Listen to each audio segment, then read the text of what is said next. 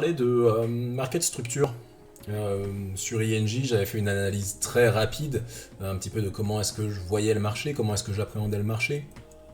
Je vous avais dit que j'avais dessiné mes zones de confluence, je vous montrais comment dessiner les zones de confluence. Alors j'en ai rajouté quelques-unes parce que en réalité je n'utilise pas que ça, j'utilise aussi les volumes et ExoChart pour avoir des informations plus précises sur les naked point of control ou les point of control qui n'ont pas encore été retouchés. Et puis j'utilise énormément en termes de volume les value area, ce qui me permet de savoir où est-ce que le marché a eu des points d'attache, des points d'ancrage relativement forts. Ici, si on regarde le visible range, volume, on est en daily. Ok, bon, il est un petit peu... il n'est pas super précis. Mais si on regarde par exemple un fixed range, si on se prend un indicateur ici, qu'on se met...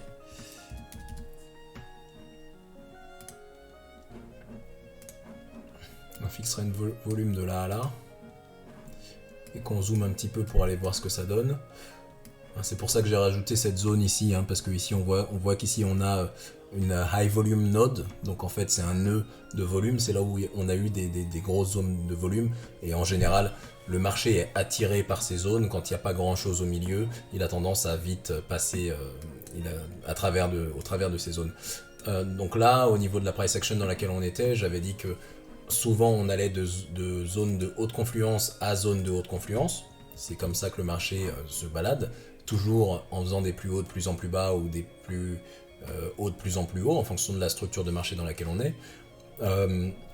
On avait rebondi sur cette zone. Alors si on fait une analyse un peu plus poussée, j'avais dessiné ça un petit peu à l'arrache, mais grosso modo, on était revenu sur cette zone, on avait tapé dessus un petit peu, il fallait voir ce qui se passait quand on s'approchait d'une zone de haute confluence. Est-ce qu'on allait le passer au travers? Voilà, là il y a eu énormément de pièges, c'est très difficile à trader ce genre de choses, mais quand on est arrivé quelque part par là, dans ces cas-là, il faut descendre en time frame. Et là, on voyait qu'en basse time frame, on avait ici un visuel qu'on adore.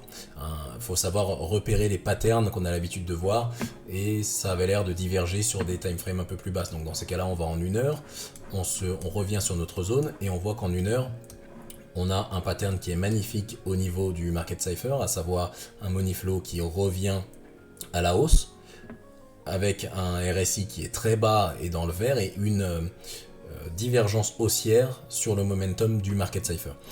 Donc ici, quand on casse le MA8 à la hausse, donc avec une cassure relativement franche, donc par exemple ici, on sait que intéressant, on peut se placer à l'achat.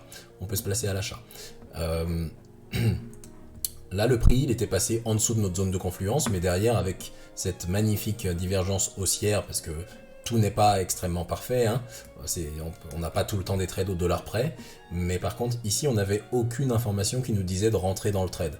Là, quand on commence à avoir des divergences haussières proches de zones de confluence, ça peut être intéressant de se dire, pourquoi pas changer de biais. Donc en 1 heure, c'était magnifique. En 30 minutes, ça validait aussi, on avait une magnifique divergence haussière avec un momentum qui monte, les RSI qui commencent à repartir et remontrer de la force. Donc a priori c'était très beau. Pourquoi est-ce que le marché est retourné jusque là? C'est ça la question qu'on peut se poser. Bon, premièrement parce que ma zone je l'avais dessinée un peu à l'arrache, tout simplement, donc ça se trouve elle n'est pas complètement parfaite, mais deuxièmement on sait qu'on est proche de la zone, donc on va voir ce qui s'est passé à gauche.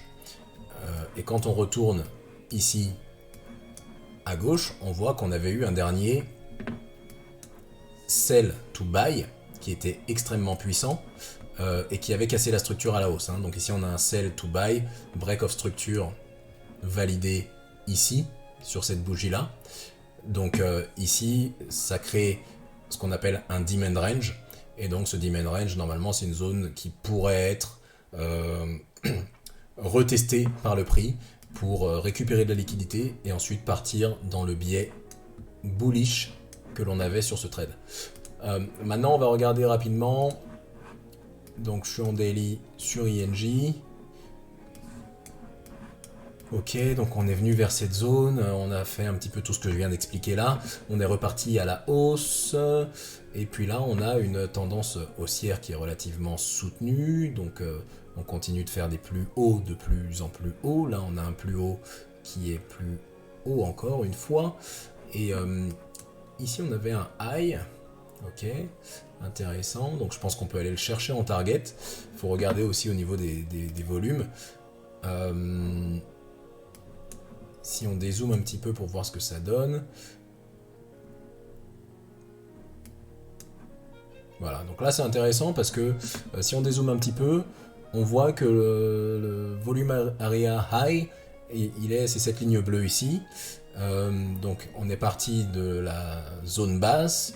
Là maintenant on est dans une zone premium du range, donc on va pas rentrer sur un trade de range, à part si on re-rentre dans cette zone là. Dans ces cas là on est premium, ça veut dire qu'il faut plutôt passer à la vente et tenter de trouver un setup de short pour pouvoir revenir soit à 50% du range ou soit vers le point of control ou carrément tout en bas du range. Mais si jamais on arrive à valider une cassure ici en haut du range et un retest, là on voit qu'on n'a pas beaucoup de volume, donc la prochaine target ce serait monter vers cette high volume node qui est aussi une zone de confluence qu'on avait déjà dessinée. Donc ça veut dire que le prix risque de s'arrêter quelque part par là. Je sais pas où exactement parce que je suis pas devin, mais entre 34 $ et 37 $, on risque d'avoir un petit moment où le marché va souffler un petit peu. Et si jamais on arrive à monter là, donc on casse ce high très facilement, et derrière on vient s'asseoir ici pour continuer à créer de la structure de marché. Donc voilà ma suite d'analyse sur Injective.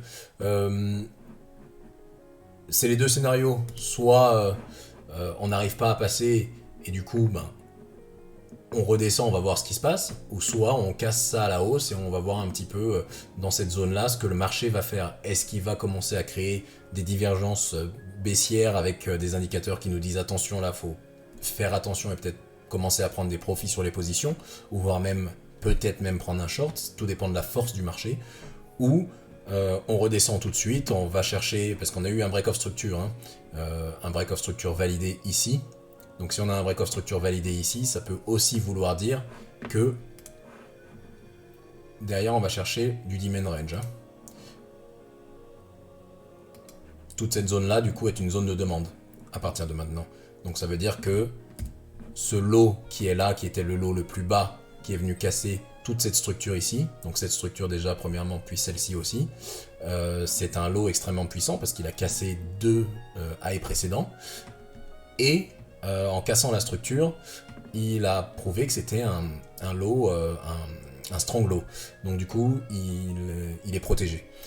À partir du moment où il est protégé, c'est pas un weak low, donc ce n'est plus une target normalement. Si jamais on redescend, ce low n'est pas censé être une target. Voilà. Donc voilà au niveau de ma petite analyse, ma deuxième analyse sur INJ. Moi, c'est une crypto que j'aime bien trader. J'en ai depuis les 1,50 $. Et puis voilà, on va en garder en spot. Et puis au niveau trading, on va continuer à le trader parce que la structure est relativement belle. Et puis il n'y a pas besoin de prendre beaucoup de décisions sur ce genre de trade. Il y a juste à être patient et regarder si des setups se présentent. C'était le Markitect. Cœur sur vous. Faites attention à vous. Le marché essaie de nous piéger tout le temps. Toujours. Mais voilà, l'idée c'est d'être plus intelligent que le marché, parce que si vous faites ce que 99% des gens font, vous arriverez là où 99% des gens sont. Et c'est là où on veut pas être en tant que trader crypto.